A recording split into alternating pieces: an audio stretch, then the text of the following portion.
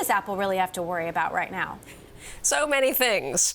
The main problem for Apple right now is that there's just investor anxiety about demand for iPhones. There have been these repeated reports from Apple suppliers or news out of the supply chain in Asia that Apple is maybe cutting production lower than expected on the new iPhones. And look, those supply chain reports are not always accurate. They weren't last year with the iPhone 10, but it just feeds this anxiety, as we've already seen, that sales of iPhones and other smartphones are basically tailing off. The easy growth in that market is gone, and that's reflected in Apple losing its market cap #1 position to Microsoft. Now, Tom, a lot of optimism about Microsoft's cloud. We should also talk about what Microsoft is doing so well because, if anything, I think we might have thought Amazon would be the one to take this crown. Well, Amazon, remember, did touch $1 trillion for like a nanosecond and then it retreated back. But they've got a whole host of other things to talk about on the Amazon side. As far as Microsoft, it's mainly about Apple weakness, right, that's resulted in this trade-off. That said, Microsoft is in a bit of a sweet spot right now. It's the consumer-facing companies like Apple that are getting hit right now, that have been the darlings of the tech industry and the market for years. And now the people are wondering about whether the consumer is as strong as had been the case before. Some of these other companies that cater mostly to businesses like Microsoft, which is, failed miserably in the consumer space. This is now the one time that's actually working to its advantage. Well, we'll know a lot more after this holiday season when Apple reports for the current quarter and how well iPhone sales, how well the iPhone performs. We won't be getting unit sales, but we will be getting some more. And is their strategy paying off? And their strategy is we're gonna hope that people go for, when they buy a phone, they're not buying them as often, but when they do, we hope they're gonna go to the higher end devices. And two, we hope when they buy the devices, they're gonna pay for services. Apple wants you to believe that it is a services company, and they've shown signs of progress in that direction. So they are making progress. So, as you mentioned, there's lots to talk about when it comes to Amazon as well. Shira, this is also a company that touched $1 trillion. Now it's gone way down. What's happening there? So part of the issue is simply that the rate of revenue growth at Amazon is showing some cracks. And it's too early to know if it's really a trend or if what we're simply seeing is Amazon is shifting sales from the goods that it itself sells to the goods that its merchant partner sells, which are ultimately more profitable for Amazon. So that may be reflected in this revenue, the decline in the revenue growth rate. But look, you have Amazon, a stock that's valued entirely on this preposterous rate of growth, and now there's some questions about how sustainable that growth rate is. So you're seeing that, again, as Tom said, in the decline from that nanosecond of $1 trillion market cap.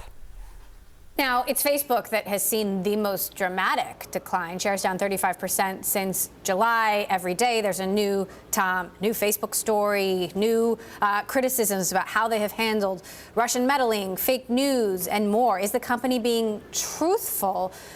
Is Facebook going to get itself out of this?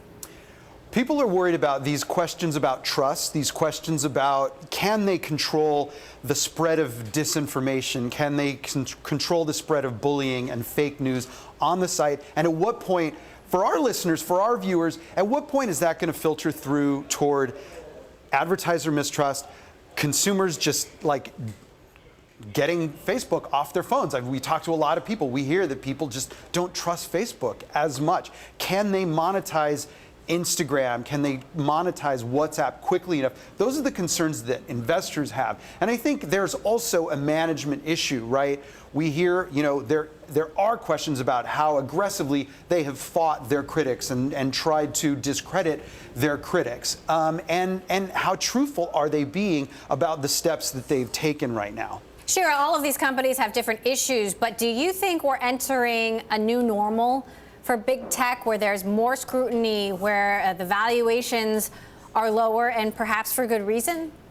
Yeah, I think we are, actually. And I think we saw that last year, and it's really intensified this year. It's the strange period of time where these big tech platforms are both so powerful and big that they're being questioned by regulators that could crimp their power going forward.